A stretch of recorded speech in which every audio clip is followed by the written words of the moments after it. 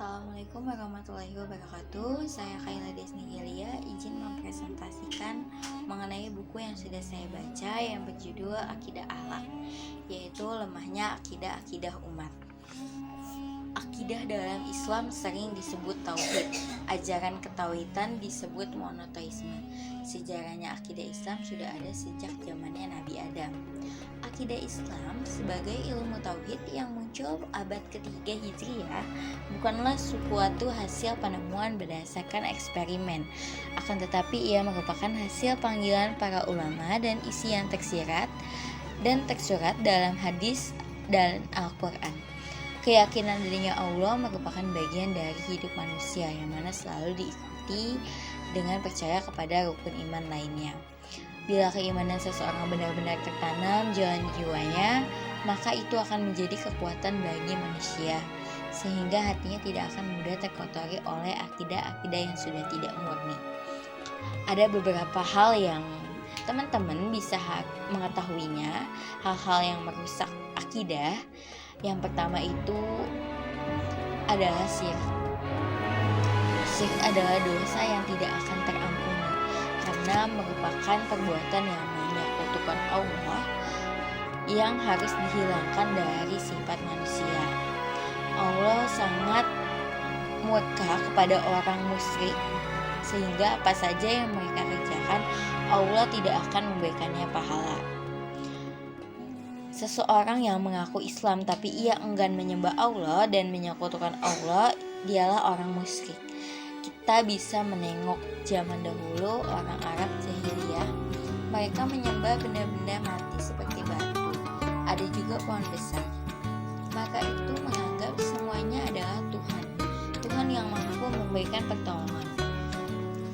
Bahkan di era sekarang ini, contoh modernnya adalah bisa dilihat teman-teman semua, perbuatan syirik ditunjukkan dengan hal-hal baru, misalnya dalam bidang teknologi. Zaman sekarang orang tidak dapat hidup tanpa teknologi, yaitu HP. Setiap waktu, setiap saat selalu menenteng HP, bahkan hendak menunaikan sholat lebih mengutamakan HP. Orang percaya bahwa Allah Maha Tinggi dan Maha Sempurna, tetapi mereka masih saja menduakan Allah dengan hal-hal dunia.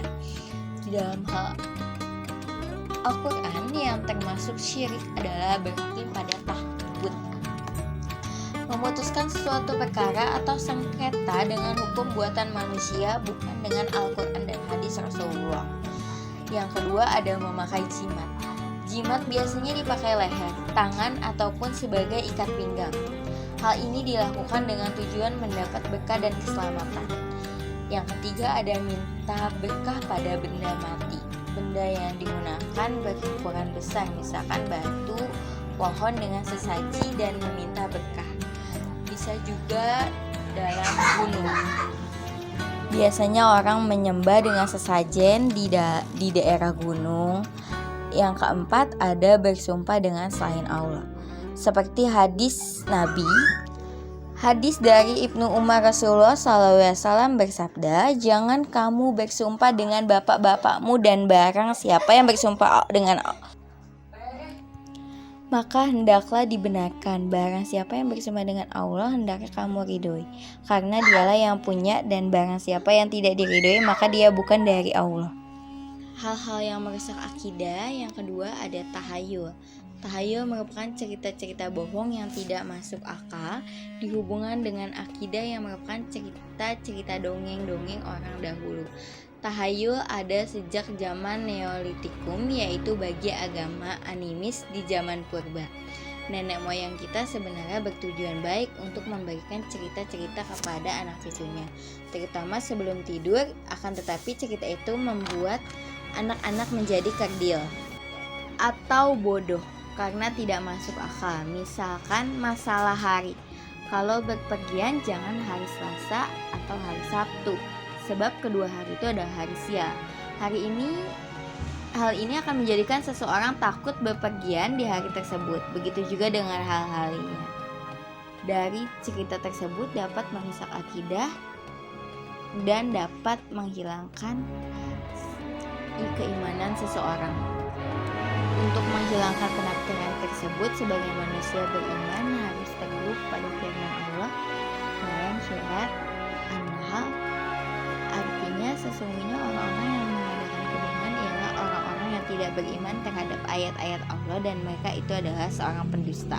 Yang ketiga adalah khurafat, merupakan suatu kepercayaan, yaitu percaya kepada yang gaib yang tidak berdasarkan Al-Quran dan hadis. Kehancuran berpikir itu kini telah melanda umat Islam, merobohkan Islam dari lalu lintas kehidupan modern dan tahayul khurafat yang membawa umat Islam menyeleweng dari akidah yang asli. Hal ini merupakan penyakit hati yang akan mengkotori akidah umat. Dan beberapa hal-hal yang memperkuat keimanan menurut Ibnu Taimiyah dalam kitabnya membagi keimanan dalam berbagai tingkatan. Ada tingkat pertama, iman asal beriman, yaitu bagi orang-orang awam. Tingkat kedua, iman ibarat, yaitu orang yang melakukan rukun Islam, puasa, zakat, sholat, dan lain-lain. Tingkat ketiga, al-birri, adalah takwa, yaitu iman yang diikuti dengan ibadah dan mencampurkan diri dalam masyarakat. Tingkat keempat yaitu iman yang disebut al-ihsan, yaitu iman yang diikuti dengan perasaan cinta yang mendalam kepada Allah Subhanahu wa Ta'ala. Tingkat kelima, mutawakal, adalah tingkatan iman yang tertinggi. Segala gerak hidup dan matinya hanya diuntungkan kepada Allah semata. Dalam akidah Islam tak pernah lepas dari rukun iman yang 6. Untuk memurnikan kepada akidah yang terkotori pada keimanan yang ada di dalam hati haruslah selalu tertanam. Hubungan tasawuf dengan akhlak. Tasawuf adalah proses pendalaman diri kepada Tuhan atau Allah dengan cara mensucikan hati. Dalam tasawuf disebutkan bahwa Tuhan yang Maha Suci tidak dapat didekati oleh selain hati yang suci.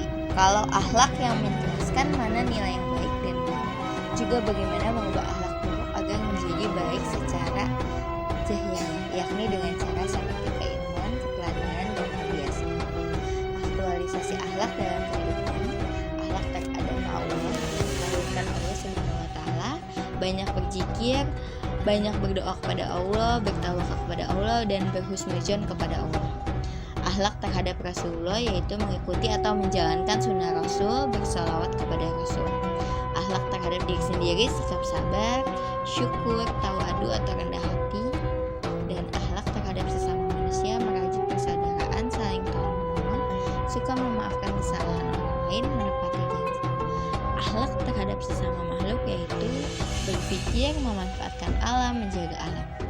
Akhlak tersendiri terbagi menjadi 2, yaitu akhlak mahmudah, akhlak terpuji, perbuatan yang dibenarkan oleh agama Allah dan Rasulnya. Contohnya disiplin, hidup bersih, ramah, sopan santun, syukur, nikmat, rendah hati, jujur, percaya diri, tolong menolong, hormat, dan patuh. Akhlak majmumah, yaitu akhlak tercela, yang perbuatan dapat merusak keimanan seseorang dan menjatuhkan martabat sebagaimana manusia. Contoh syirik, kafir, riya, nifaq. Sekian dari penjelasan presentasi dari buku yang saya baca. Kurang lebihnya mohon maaf. Wassalamualaikum warahmatullahi wabarakatuh.